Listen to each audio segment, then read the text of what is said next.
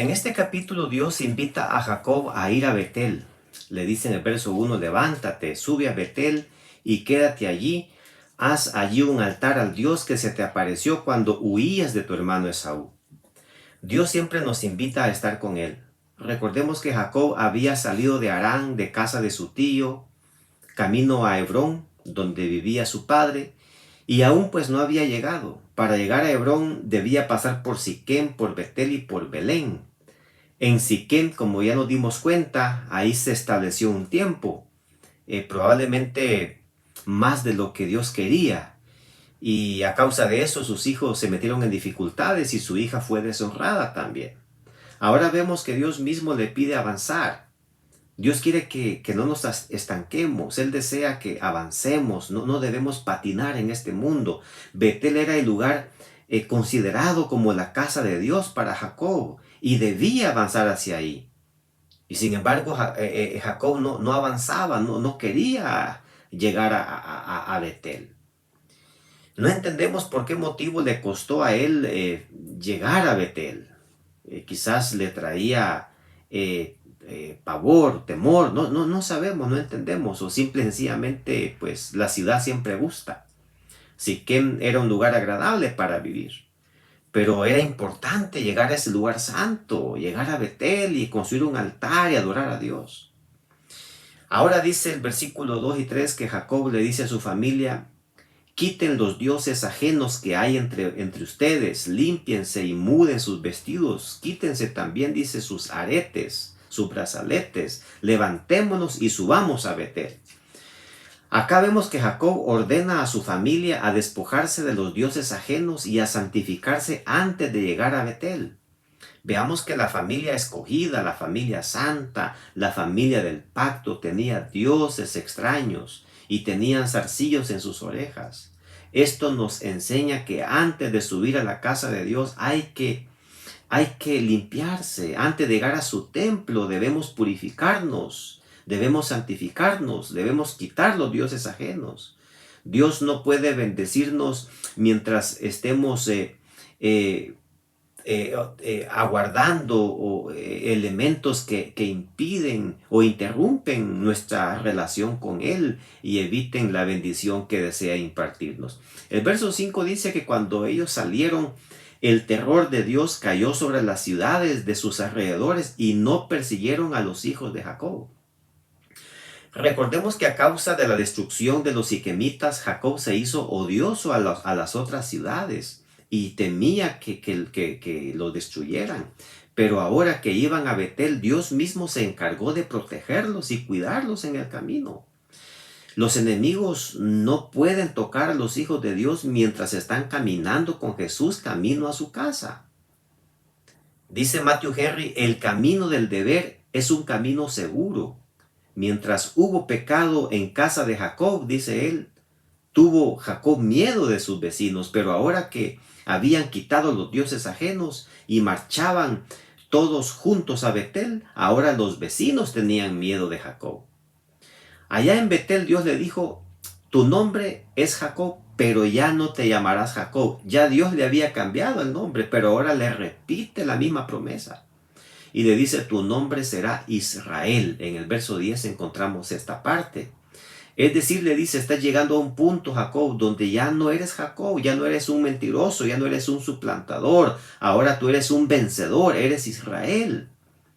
Él había madurado, había cambiado, había vencido.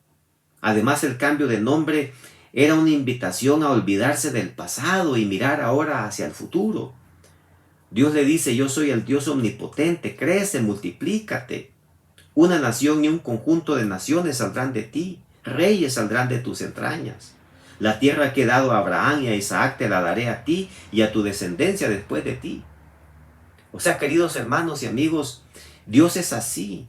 Dios no nos ve como somos. Y nosotros tampoco debemos vernos como antes éramos. Debemos saber que podemos cambiar y estamos cambiando. Yo no sé si tú te has dado cuenta que antes tú te manifestabas de cierta manera y conforme los años van pasando, pues también tú vas madurando, vas actuando de otra forma. Tu forma de pensar cambia. Pero aunque Dios ofreció bendecir a Jacob y multiplicarlo y darle muchas superabundantes bendiciones, pues vamos a darnos cuenta que Jacob no estará exento de dolor y dificultades. En este capítulo vemos que días después, mientras van caminando hacia su hogar, hacia Hebrón, a la altura de Belén, Raquel dio a luz su segundo hijo llamado Benjamín. Pero el parto se complicó a tal punto que Raquel murió. Pueden imaginar qué angustia, qué dolor habrá sido para Jacob enterrar a su esposa preferida. Recién Dios le había prometido bendiciones y lo que estaba recibiendo era el dolor más terrible que un esposo puede experimentar. Días después de este episodio, otra situación agravó o entristeció la vida de Jacob cuando su hijo mayor, llamado Rubén, se acostó con Bila, la concubina de Jacob, que era sierva de Raquel, y tuvo relaciones con ella, y Jacob lo supo. Y un tiempo más adelantito vamos a notar que su padre también muere y tuvo que enterrarlo con su hermano. Es decir, queridos hermanos, mientras nosotros caminamos, mientras avanzamos a la casa de Dios, aún habiendo pasado por Betel, pasaremos por adversidades que tal vez no comprenderemos hoy por qué. Dios nos pide sube a Betel y después nos pide avanzar hasta llegar a casa, pero en el camino vamos a enfrentar terribles dificultades por muy bien que nos portemos y por más que nos consagremos. Notemos que cuando una persona está dedicada a Dios, haciendo las cosas correctas como Jacob, le pueden sobrevenir las peores aflicciones y las más duras dificultades, pero no por eso debemos pensar que Dios está contra nosotros o que no está con nosotros. Recién se le había prometido bendiciones y lo que ahora estaba recibiendo eran pruebas. Y es que ahí está el detalle. Las mejores bendiciones con frecuencia son antecedidas por duras dificultades. Esta vida estará llena de cruces, de espinas, de subidas y bajadas, mis hermanos, de dolor y sufrimiento. Y sin embargo, como el salmista debemos decir, aunque ande en valle de sombra de muerte, no temeré mal alguno, porque tú estarás conmigo. Tu vara y tu cayado, dice, me infundirán aliento. Interesante. El salmista dice, ciertamente el bien y la misericordia me seguirán todos los días de mi vida, y en la casa de Jehová moraré por largos días. Esa es la esperanza de todo hijo de Dios en medio del sufrimiento. Así como Jacob caminó a casa con seguridad y también mientras caminó le tuvo que hacer frente a sus dificultades, a ti y a mí también nos tocará pues las mismas experiencias. Y tenemos que avanzar a nuestro hogar celestial sabidos de que nos tocará hacerle frente a muchas cosas. Sin embargo, nunca debemos olvidar que Dios está a nuestro lado para fortalecernos, para socorrernos, para levantarnos, para animarnos. No podemos claudicar, tenemos que conquistar la meta, tenemos que llegar a Canaán. Pues que Dios te ayude, que Dios te permita avanzar. Si estás pasando pruebas y dificultades, si el dinero se te está terminando, si tu salud se está acabando, si tu matrimonio tiene dificultades, si no hayas que hacer, ve a Dios, porque Dios es experto en darnos una salida a nuestros peores problemas. Que Dios te bendiga.